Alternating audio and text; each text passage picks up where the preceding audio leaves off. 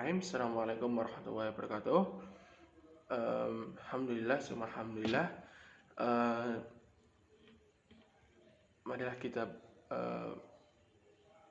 mengucapkan rasa syukur kita kepada Allah Subhanahu wa taala yang telah memberikan kesehatan sehingga dapat menikmati indahnya dinul Islam. Tak lupa salawat salam kita junjung kepada Nabiullah kita Nabi Muhammad SAW, sehingga kita semoga kita mendapatkan syafaatnya di yaumil qiyamah. Amin Allahumma amin. Di sini saya akan menyampaikan materi tentang akulturasi Al-Quran dalam budaya Arab. Sebelumnya ini juga di sini untuk mengganti tugas saya yang dulu karena saya mungkin tidak masuk. Jadi saya akan menyampaikan materi ini.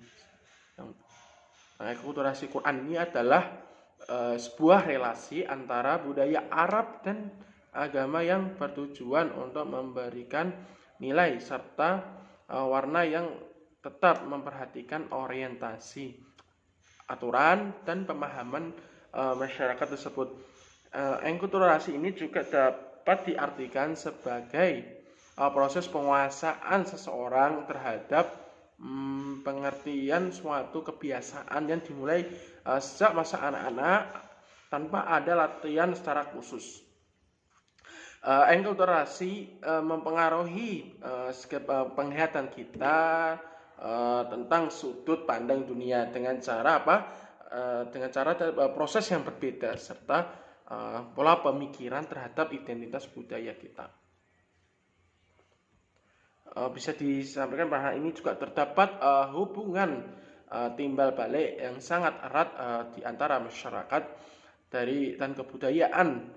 Suatu masyarakat pasti hidup dengan suatu kebudayaan dan tidak bisa berkembang tanpa adanya masyarakat dan yang menjalankannya. Ketika ada suatu kebudayaan itu yang telah berlangsung dalam masyarakat mengalami pengaruh dari budaya lain, maka masyarakat ini juga telah terjadi perkembangan budaya. Seperti itulah masyarakat dan kebudayaan yang saling terikat. Dan ini juga enkulturasi juga dapat diartikan sebagai proses yang dimana seorang itu menguasai pengertian dan kepercayaan dari suatu masyarakat, entah yang berlangsung sejak masa anak-anak tanpa disertai pelatihan khusus. Jadi enkulturasi ini juga dapat mempengaruhi pemahaman kita tentang dunia dan berbagai cara berhubungan dengan kehadiran kita sebagai anggota masyarakat serta pemahaman tentang identitas budaya. Al-Quran ini juga melakukan enkulturasi sebagai upaya penanaman, sosialisasi, serta pengetahuan nilai-nilai dalam kandungan Al-Quran terhadap budaya bangsa Arab. Bisa kita lihat juga bentuk dari enkulturasi ini juga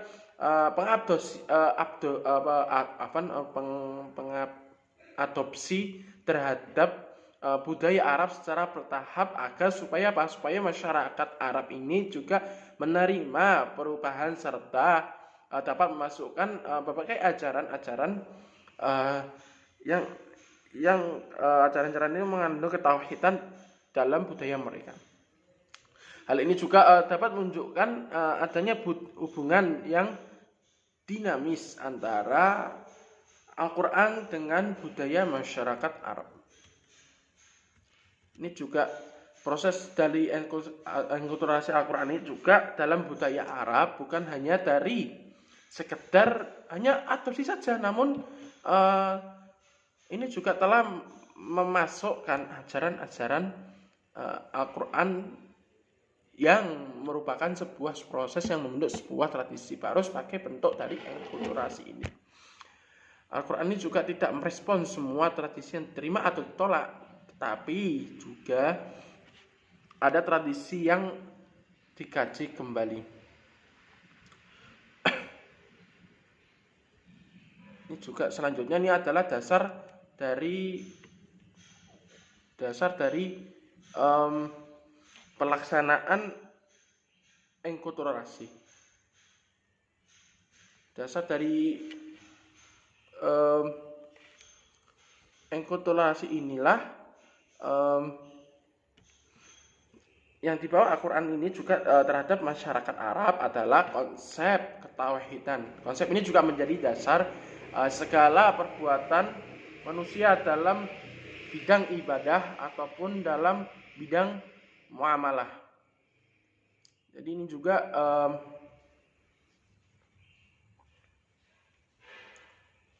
Jadi ini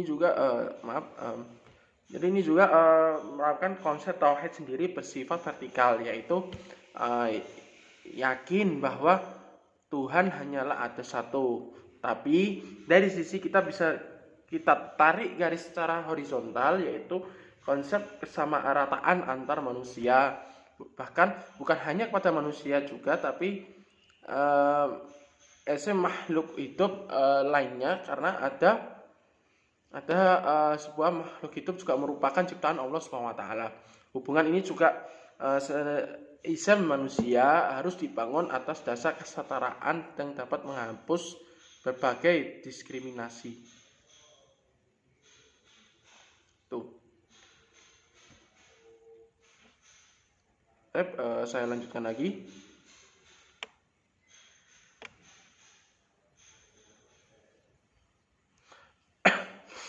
Jadi juga ini dasar melaksanakan ekspektasi ini juga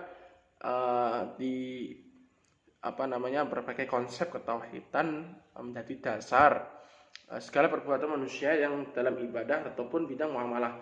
Konsep yang bersifat vertikal ini yaitu yakin bahwa Tuhan hanya ada satu. Namun di sisi lain juga ditarik, tadi saya ulangi lagi, itu juga ditarik secara horizontal gitu.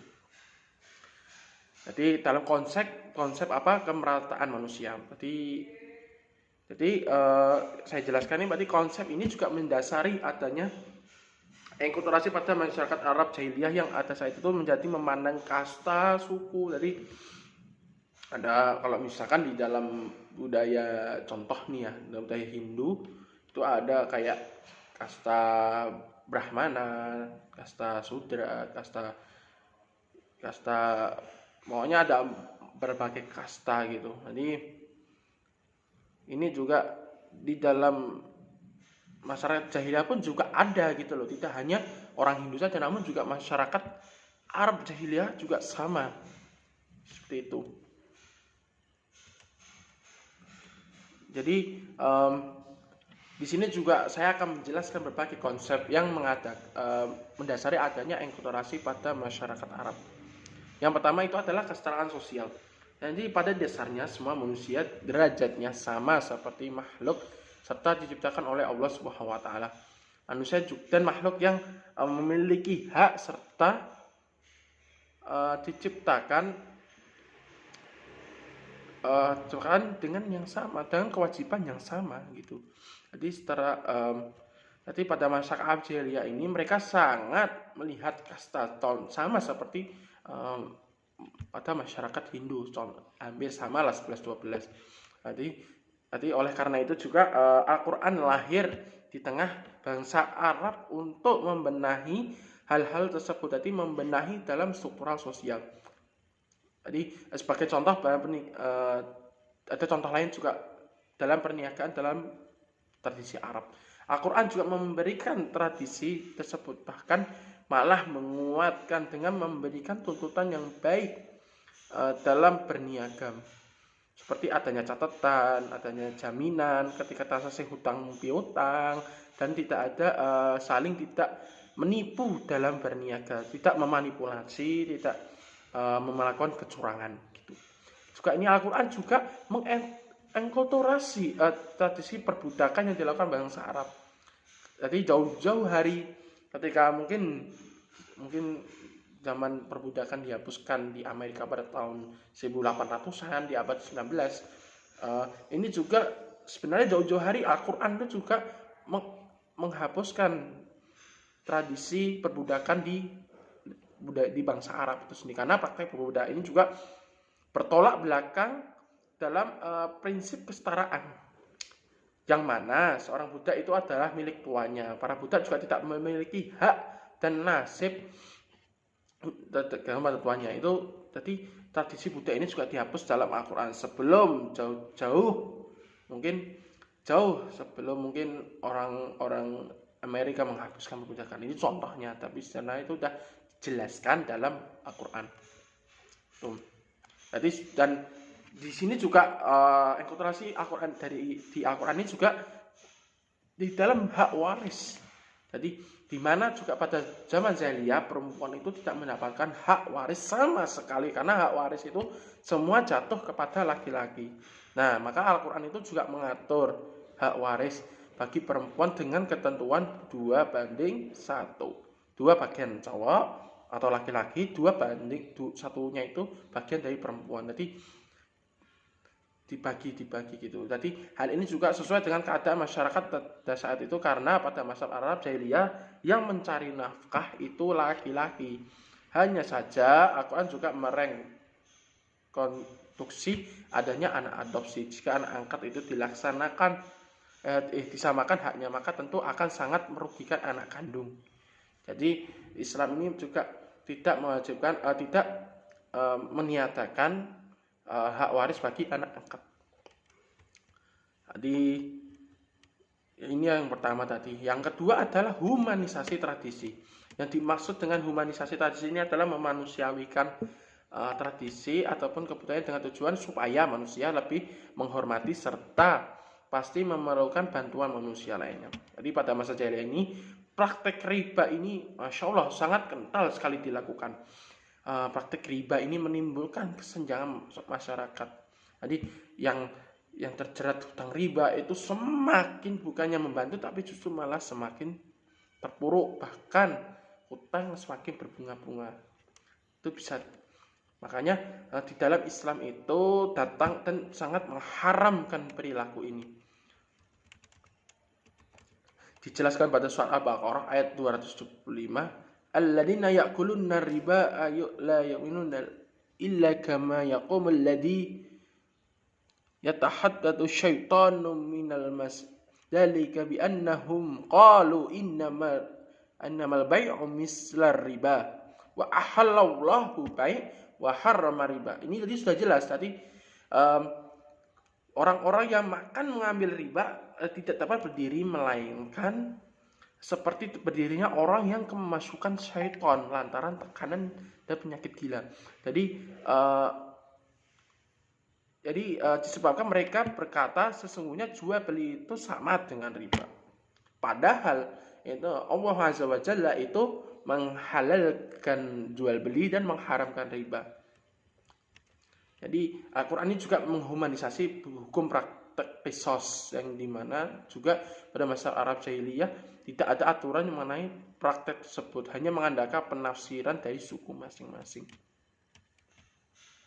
Nah, respon terhadap bangsa Arab terhadap enkulturasi. Jadi ada ada 3, sosialisasi atau pembelajaran, asimilasi, lalu integrasi. Jadi yang pertama itu adalah tahap ini juga menjelaskan bahwa Al-Quran mengenakan nilai-nilai baru dalam masyarakat melalui penghayatan dan pemahaman.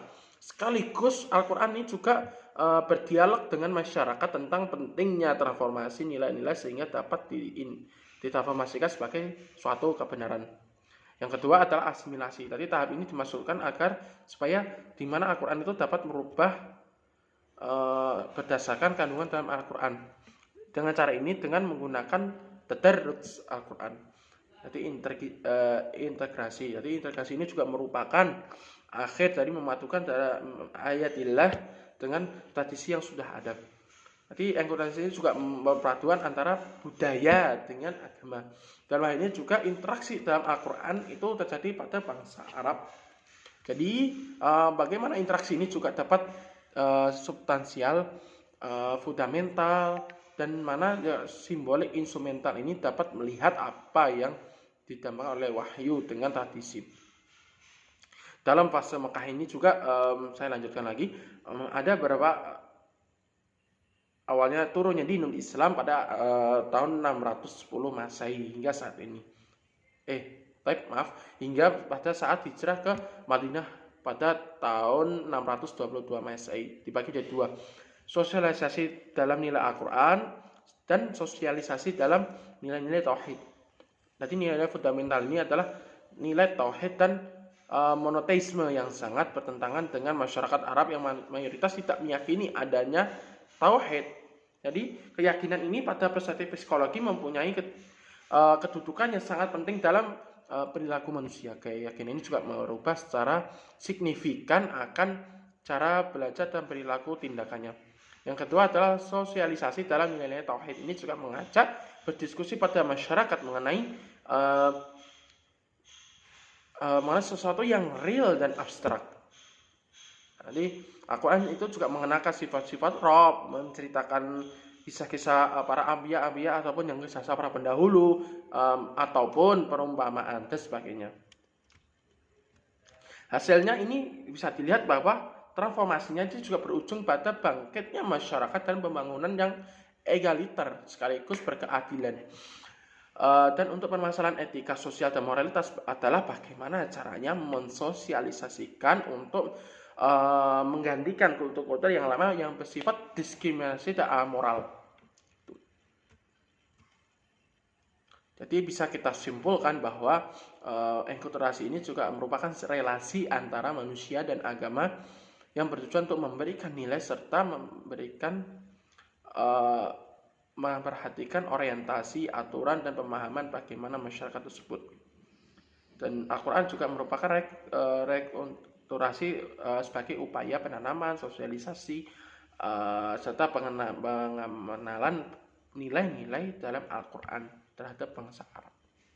Dan Al-Quran ini juga merekonstruksi budaya Arab secara bertahap agar apa? Agar masyarakat Arab dapat menerima perubahan serta memasukkan ajaran-ajaran ketauhidan dan dalam ibadah mereka. Humanisasi tradisi adalah memanusiawikan sebuah tradisi ataupun kebudayaan dengan tujuan supaya apa? Supaya manusia juga lebih menghormati serta memiliki rasa melindungi bagi manusia lainnya dan memberikan manfaat. Khairun nasi anfa'uhum linnas. Jadi juga ini yang terakhir ini juga manusia sebagai makhluk sosial pasti memerlukan bantuan manusia lainnya, tidak memandang ras, suku, kasta ataupun yang sebagainya. Maka ini juga turunnya Al-Quran ini mengajarkan kita untuk memanusiawikan manusia lainnya. Ini saja yang bisa saya sampaikan. Bila ada salah kata saya mohon maaf. Akhir kalam, bila taufiq hidayah. Assalamualaikum warahmatullahi wabarakatuh.